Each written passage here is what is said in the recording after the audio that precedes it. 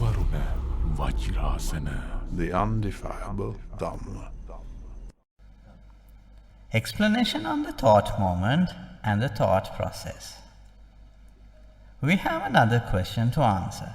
This one is on Abhidhamma. Please explain the thought moment or citta kṣaṇaya and the thought process or citta vītiya. These types of questions we cannot exactly dive right into the deep end. Most of the listeners might get bored if we are to explain deep matters. We do not understand deep Abhidhamma matters, they would say. They would prefer something simpler. They might not voice it out, but that might be the general consensus. But there would also be a few individuals who would like to understand such Dhamma matters. If there is someone who has learned about Abhidhamma and the thought processes, he would of course find it interesting and would be interested in knowing more.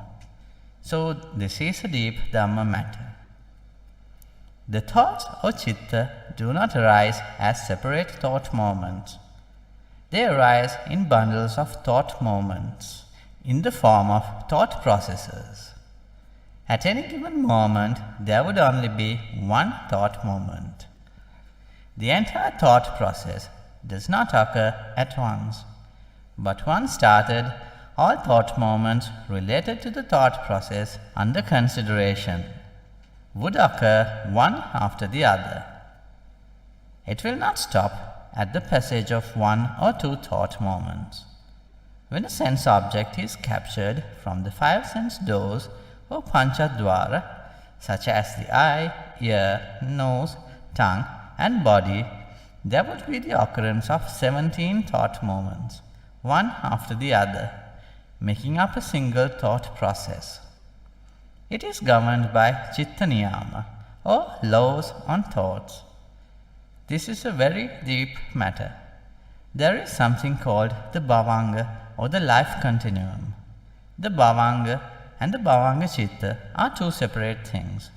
The bhavanga is entirely karmically generated or karmaja.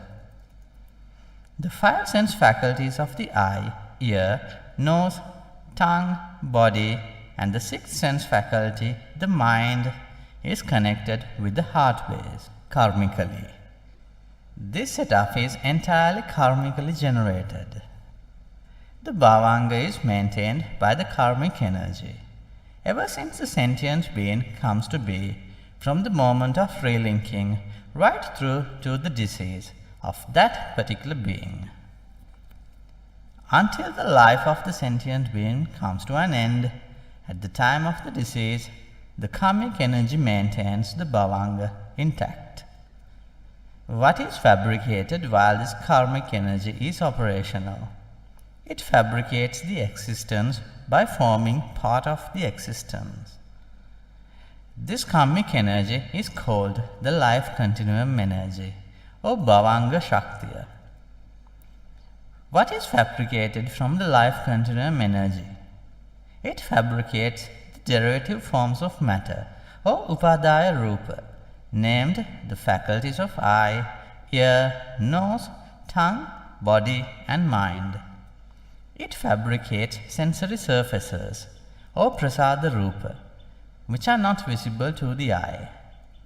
They are not part of the body of flesh and blood. Prior to the fabrication of the mind of flesh and blood, a magnetic form is generated karmically. For better understanding, it can be identified as a form of magnetic radiation.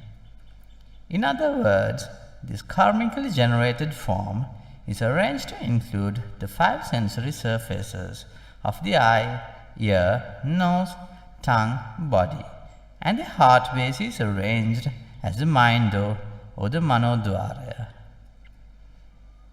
All these are arranged from the karmic energy and not otherwise. There is no need to acquire anything from the external world for these to fabricate. These comprise the phenomena generated from karma and citta. Once a material phenomena that are karmically generated comes to be, the citta would follow suit. Then the material phenomena that are generated from citta arise. The first element body or the material phenomena that comes to be is karmically generated. It is called kṣaṇaya. It is generated and is dispersed to the universe in a shorter time than a blink of an eye. But if that has been enriched with some energy, it would be situated in line and along with that energy.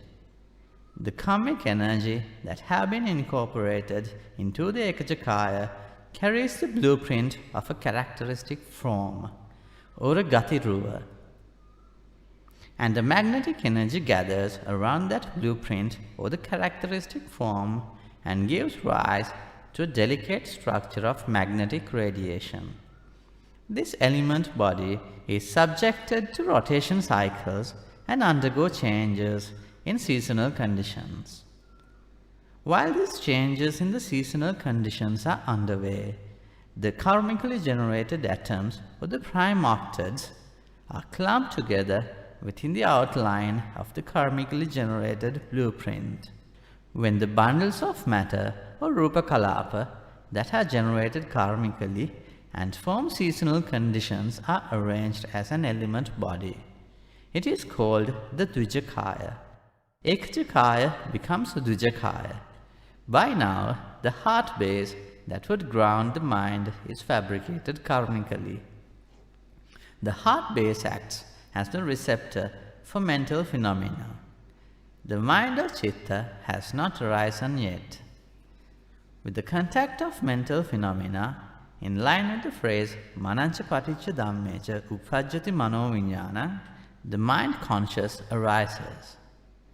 This means, dependent on the mind and the mental object, from their congruity, there arises the mind consciousness. The contact of the mental object with the mind is purejata, or pre-generated phenomena, and the mind consciousness that arises as a result of such sensory contact is a paccejata, or post-generated phenomena. Unless a consciousness arising is entirely a mind consciousness, the karmic energy would give rise to the eye, ear, nose, tongue, body, and the sensory contact of the receptive sense objects to each of these sensory surfaces at each moment. The eye and the visual object are pre-generated, and the eye consciousness is post-generated. The ear and the sound are pre-generated, and from their contact there arises the ear consciousness, which is post-generated. The nose and the odor are pre-generated, and from their contact there arises the nose consciousness, which is post-generated. The tongue and the flavor are pre-generated, and from their contact, facilitated by the karmic energy, there arises the tongue consciousness, which is post-generated. The body and the touch are pre-generated, and from their contact, there arises the body consciousness, which is post-generated. So the eye consciousness, ear consciousness, nose consciousness, tongue consciousness, body consciousness, as well as the mind and the mental objects are pre-generated, and the mind consciousness is post-generated. All six consciousnesses of the eye, ear, nose, tongue, body, and mind are the results of the actualized karmic energy that was mentioned earlier, a result of that course of actions. When these consciousnesses come to be, they take a specific pattern called the thought processes. Before each moment of encountering a sense object, the mind is focused on the life continuum, which has been drawn in to the mind as either karma, karma nimitti, or gati nimitti, to facilitate the relinking to the relinked being. When this characteristic trait is focused on continuously, as facilitated by the karmic energy, a citta or a thought is manifested in accordance. This is the rebirth citta that is known as bhavanga citta. Unless a sense object enters the consciousness through a sense door, bhavanga citta would persist. And while bhavanga citta is operational, no other citta will manifest. A sentient being does not possess two cittas at the same time. For seeing, hearing, smelling, tasting, and feeling touches, by way of an array of respective cittas, the bhavanga citta or the life continuum citta has to elapse. The bhavanga citta should be replaced with a vītiya citta or a customized citta. Suppose a sense object is encountered from the eye, ear, or any other sense faculty. For convenience, let's focus on a visual object that is captured by the eye faculty. As the sense object enters the consciousness, it vibrates the heart base. There is a specific method of how the sense object would vibrate the heart base for a duration of 17 thought moments. Immediately prior to this event, the bhavanga citta would have been operational. A thought moment would not even last a quadrillionth of a second. That means a thought moment would last for like 1/billionth of the time it takes for a blink of an eye. Within the thought moment, the sense object enters the consciousness and the bhavanga citta elapses. This stage is called atīta bhavanga or past bhavanga. After the contact of the sense object, a certain method is followed. But some parts of this explanation might not have been clarified in the commentaries to the canonical texts. There is a law on vibration. Even the modern science has found that out. Things like brass, copper, gold, silver all have a number of vibrations that would occur once they collide with something else. After this specific number of vibrations, they would become still. Similarly, once a sense object comes into contact with the heart base, it vibrates for 17 times. It is impossible to prevent it or to change the number of vibrations. It is one of the properties it holds by design. The visual object is captured by the sensory surface of the eye and is subsequently conceived by the mind door, and the heart base which lies at the mind door is vibrated for 17 times. Once it starts to vibrate, it will not stop until it has completed the full set of 17 vibrations. It is a norm. With one vibration named atīta bhavanga, one thought moment would come to pass. The second vibration would be the thought moment called bhavanga chalana, or vibrating of the life continuum. The third would be the bhavanga upacheda, or arresting of the life continuum. The fourth is a panchadvara avarjana, or the five-door cognition. This is a point of advertence, or avarjana, of the mind on the sense object. If it is a visual object, another thought moment will pass called the eye consciousness. Afterwards, the eye consciousness is accepted for consumption as a resultant consciousness. This thought moment is called sampatichana, or receiving the consciousness, which accounts for the sixth vibration of the heart base. Although we explain the process vibration by vibration, they happen very swiftly. It is a very speedy process. After sampatichana comes the samtirana thought moment, or investigating the consciousness, in order to facilitate the determination of the required course of action with regard to the received consciousness. With the vattapana, or the thought moment of determining the consciousness, an instant decision is derived on how to act upon the received consciousness. That would take one thought moment. The 7 javana or impulsion thought moments are spent to pursue and enjoy the received consciousness.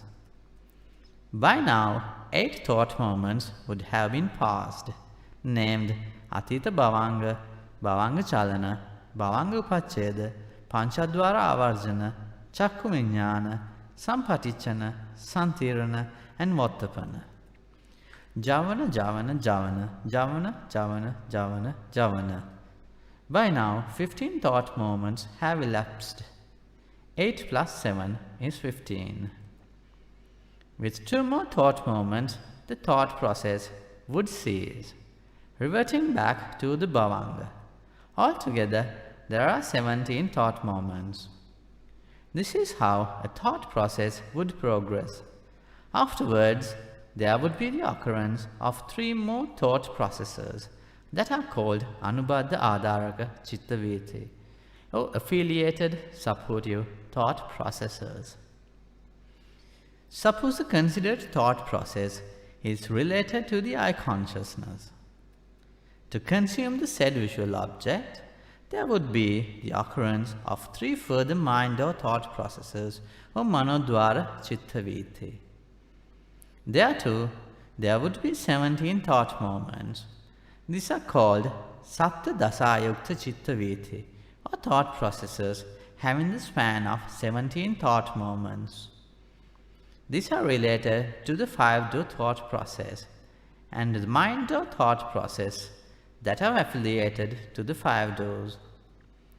Mind-door only thought processes or Purna Manodvara Citta Vīti are not limited to a specific number of thought moments. If someone is in the jhanic attainment state or dhyana samapatya, billions and billions of impulsion thought moments would occur, which are termed as jhana, jhana, jhana. Those would be mind or impulsions. As long as practitioner remains within the attainment, impulsion thought moments would stick to this pattern. Mind or thought processes are of this sort. This is a deep aspect in Dhamma. I wonder why these things are overly pursued. Is it for the attainment of nirvana? It is not something bad. Understanding these Dhamma matters could be very entertaining. The deeper you go into Dhamma, you would be amazed. Abhidhamma is of this sort. The more you associate with Abhidhamma, you would be more and more amazed as to how these deep Dhamma matters have been presented by the Lord Buddha in an articulate manner without ambiguity, especially as to how the mind operates. The conviction in Dhamma increases. The conviction in the brilliance of the Lord Buddha's wisdom deepens, as the deep Dhamma matters reflect nothing but the brilliance of his wisdom for being able to figure them out. So pursuing these Dhamma matters is great, but frankly, it is not required for the purpose of attaining nirvana. There were special individuals who had practiced perfections or paramita in order to be able to figure out Abhidhamma. There was a special faction of student monks who had keen wisdom. Altogether, there were 500 monks who had born talent in figuring out deep Abhidhamma matters. Only the descendants of this lineage are able to understand Abhidhamma. They learnt these Dhamma and brought down such Dhamma from generation to generation through the lineage of student monks. Since the parinirvana of the 500 monks, the descendants of the lineage of student monks still survive today, who have practiced perfections in order to figure out Abhidhamma. There would be at least 1 or 2 individuals here and there who could figure it out. They would be able to explain Abhidhamma to the others. For the purpose of attaining nirvana, we do not have to know all these. Whatever manifested would go into decline until it meets its eventual demise. It does not conform to our liking. We aspire to keep these worldly phenomena to our liking, despite their nature being otherwise. We encounter likable and desirable things, but they come to an end, despite the fact that we want to keep them unharmed in line with our liking. We encounter hateful and undesirable things, despite the fact that we want nothing to do with them in line with our liking. By nature, pains and troubles somehow find their way into our lives. Both types of things have subjected us to great suffering. So what is the comfort that we have found up to now? If we are able to comprehend this much, we do not have to get into the difficult Abhidhamma matters. Everything manifested fall into one of the above two categories. All things that are likable do come into our lives. We get happy when that happens, but they pass away. The suffering comes in, causing great torment. It is agonizingly painful until they are over. Apart from these two scenarios, have we ever encountered an exception? All this while, we have been playing with fire, pursuing things that would cause great suffering, thinking they would bring joy and comfort. We have burnt ourselves in finite times, in our irrational pursuit of jeopardizing phenomena. We have been burnt by likable and desirable things as well as by hateful and undesirable things alike. On top of that, we have gained nothing of substance in the process. After realizing that this sort of a samsara is not worthy, one would be able to attain nirvana. For that, this simple investigation of the worldly phenomena is sufficient. No need to go deep into complicated matters. Do the needful to attain nirvana. If there are special individuals who would like to investigate deep Dhamma matters, those who enjoy deep Dhamma matters, it is fine to pursue them. That would be precious, because it is through Abhidhamma that one would be able to get the doubtful areas in the Sutta Pitaka clarified. For this purpose, Abhidhamma is of great value. It is analogous to the pharmaceutical chemist.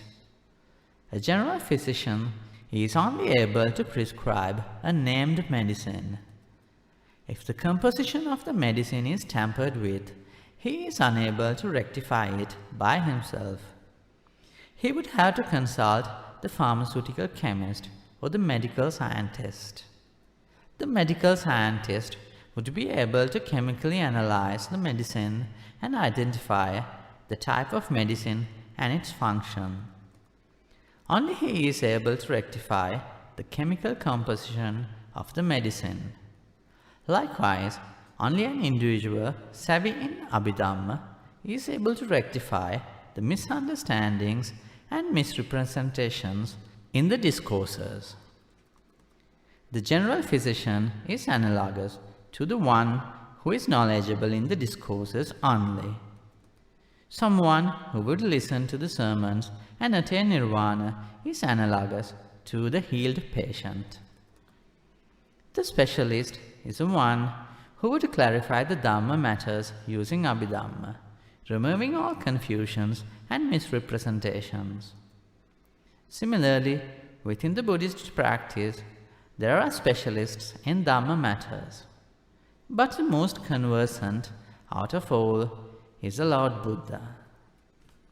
He found out everything and handed over the knowledge to a lineage of specialist monks, along with the method to figure out possible mistakes that could happen in the future. They put such methods into practice to provide clarifications on the discourses to facilitate the attainment of nirvana. Many a sickly individual followed their instructions to progress on the path towards nirvana, fully recovering from all sansaric ailments. The Buddhist practice is of this sort. Try and understand it. It is deep. That is why we had to use some